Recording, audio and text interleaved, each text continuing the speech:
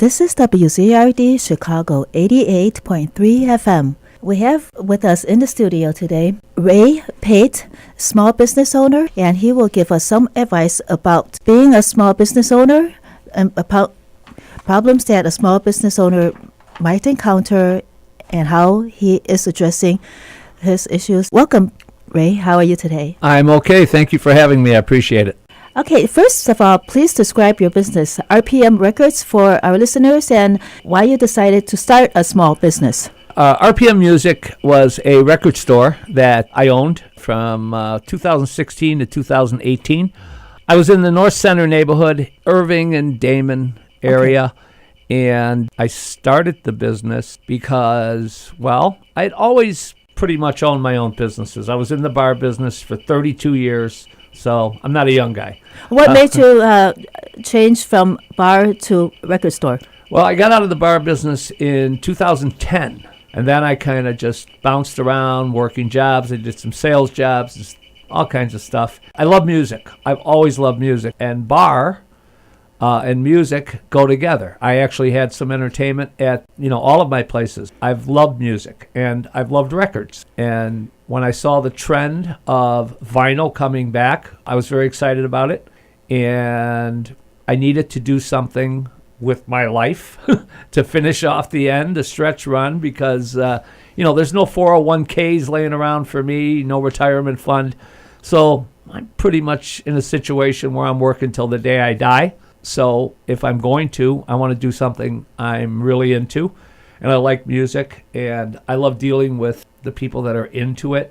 It's an amazing thing. No one realizes everyone realizes, but the people who aren't into it don't realize the wonderment that you get from holding an album in your hand, listening to it, the warmth. My motto at my store was music the way it was supposed to be heard, and vinyl is the way music is supposed to be heard.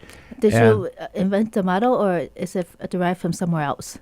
No, I came up with that. Yeah. It's another thing I'm not making money on right now. But so that was the motto, music the way it was meant to be heard. And as far as I know, I came up with that. I didn't steal it from anywhere.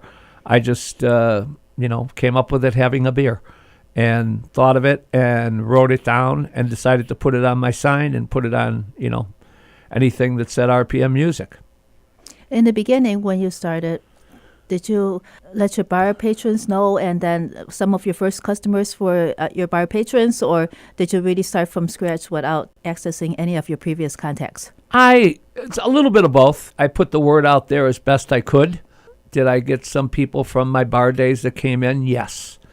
But I pretty much started from scratch. I opened the door. Facebook, I had a website for a little while. I do not have a website currently. Person who was that handled the website, I wasn't happy with, wanted too much money. I'm working with someone else that is going to put together a new website for me, so I'm very excited about that. But the new website is not going to happen until the new store is open. So that is pretty much on hold. Okay, please describe your predicament with your landlord. That's the cause of your troubles. Yeah. I had been renting over there for 2 years. Like any small business, you're going to fall across some hard times, and that's what I did. And I fell behind on the rent, And did the landlord increase the rent with the new lease? No, the landlord did not increase the rent. I just I fell into some very bad months and fell behind on the rent. So we had made an agreement to make weekly payments. So I was making weekly payments and basically paying over what I was supposed to, catching up on things. And you got your receipts, and the landlord Oh, was yeah. track. Of course I do. The landlord was accepting these payments, and then clear out of the blue sky, he told me that I had to pay everything at once. Otherwise, he was going to throw me in the street. This isn't 1900. You can't throw me in the street. There's a process. Did he give any reason for why he would do that? No, he did not. He just demanded it. I told him I couldn't. I had planned to continue to make the payments to him. He told me that don't do it. He wouldn't accept them. So I said, okay. So then I consulted with... Did you have a lease with him then? Yes, I did. I did Then have... Did he violate the lease then, or could he do that on his end? There was a renewal. It was a 2-year with a 3-year option. The way the lease was read, the only way he couldn't let me stay was to notify me 30 days before. He never notified me. He basically just clear out of the blue sky said that I have to go. So then I said, you're going to have to give me a little time. I got to find a new store. I have no place to put this stuff. You know, you got to give me a little time. He was calling me. He was threatening me. So I started calling the city and calling the police and basically telling anyone who would listen what was going on, and started speaking to attorneys, you know, getting a lot of good free advice out there. So finally I just said, you know what? I said, I'll be out of here in a month, hopefully, but I don't have anything lined up yet. But I'm working on it. I'm working. So I actually did find another store and was preparing to move. I had a health issue, so I had to go into the hospital. And while I was in the hospital, he changed the locks and took everything from my store. Do you know where he took it? I have no idea where it is. He did not return any calls from me, so I filed police reports, and the police did nothing. They basically did nothing. They took my report. They claimed it was civil. So I spoke to some attorneys, and they said, it's not civil. It's what the police do all the time with things like this. They just don't want to get involved. I have nothing against the police. I love the police. One of my best friends in the world is the Chicago police officer. I'm a defender of the police. I look at a police officer in the eye all the time and say, thank you for your service. I don't know if people do that because everyone thinks they're all killers. They're not. There's bad apples like there is in anything. But there's a lot of good ones, too. So I'm not this guy that just screams and yells that all the police are bad, because I don't feel that way. But I think they let me down here.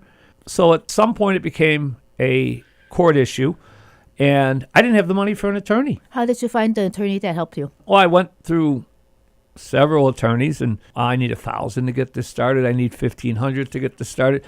I couldn't do that. I was suddenly out of business with nothing to sell, out of work. You know, what am I going to do? I can't come up with money. I got a major law firm that has 10 offices nationwide that took my case pro bono through Chicago Legal Services. You go in there and give them all your information. Chicago Legal Services, is that a nonprofit? I don't know. I got the information from my cousin, and she recommended I see them. I got this amazing law firm that took the case. They have 10 offices nationwide. They pretty much said that I got a strong case. Everything he did was wrong. Everything he did was illegal. They've been trying to get a court date and get a situation where there's an immediate judgment. In the perfect world, I just get all my stuff back. But that was in September. I think it's gone. I think it's either been destroyed, it's been sold. I would like to think that the guy was smart enough to sell it, even though he shouldn't have sold it because it's not his. But if he just destroyed it, he destroyed a lot of valuable things. It's a bad predicament.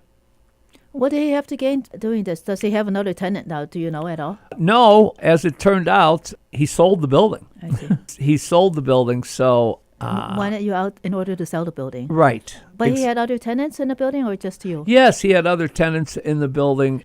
I kind of stay in touch with that area over there, and I know one of the tenants got removed as well. Were they all business owners, or were they residents? No, there was a resident. So I got removed, and then a resident got removed. I don't think the resident got removed the way I did, but I don't know. I'm not there. I think they just were told to move.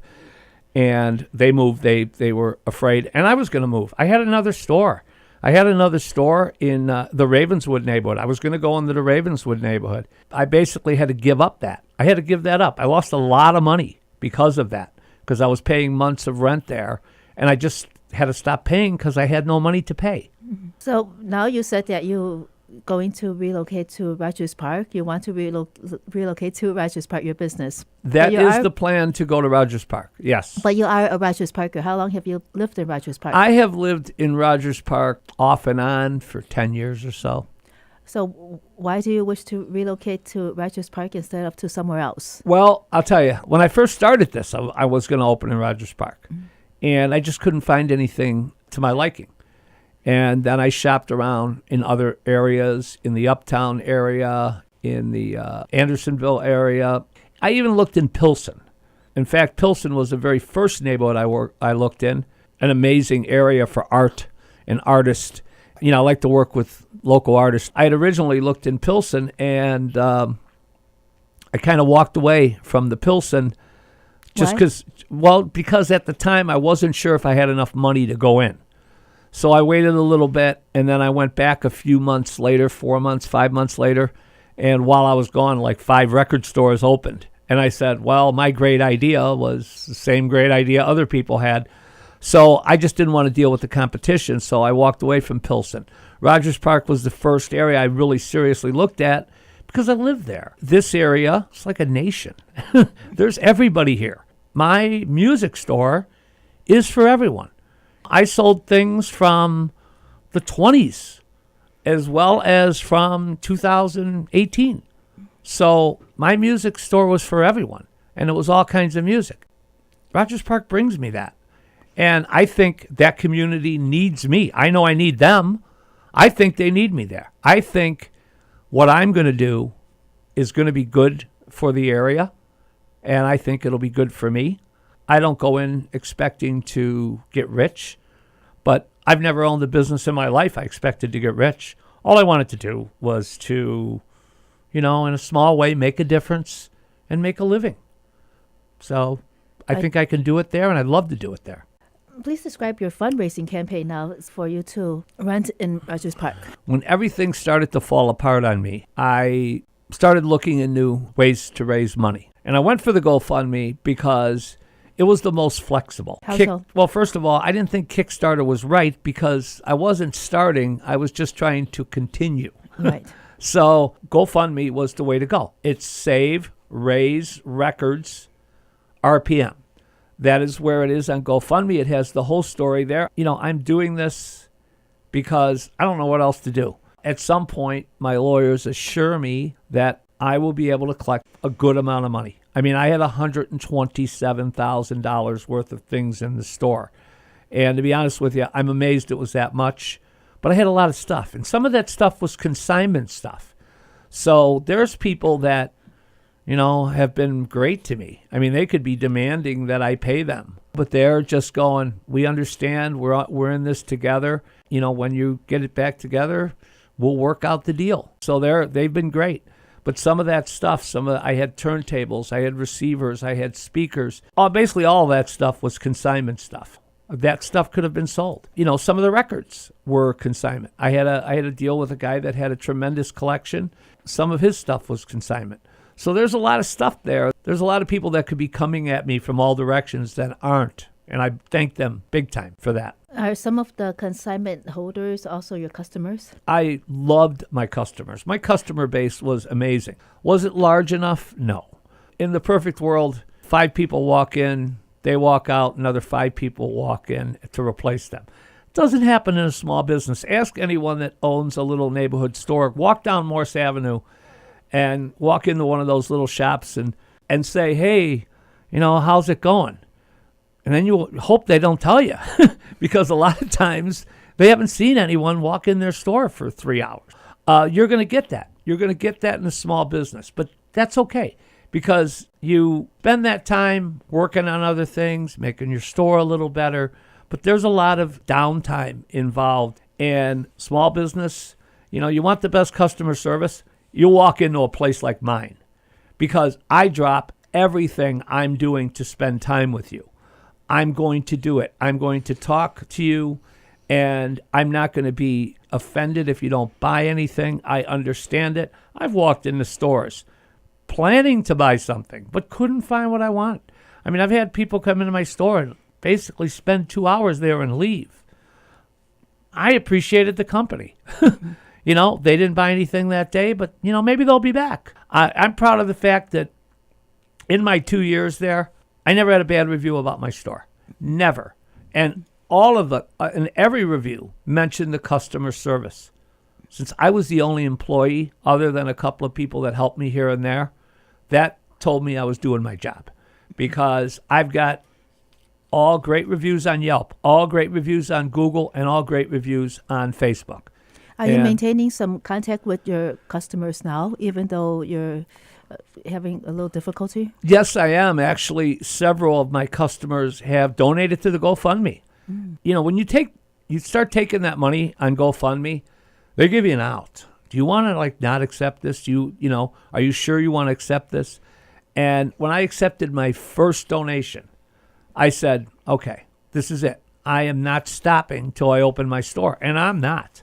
You know, whatever I have to do, I'm going to do. I'm going to make this happen because I have to. I have to. You know, there's people out there that believe in me, and I believe in me. So you can't give up.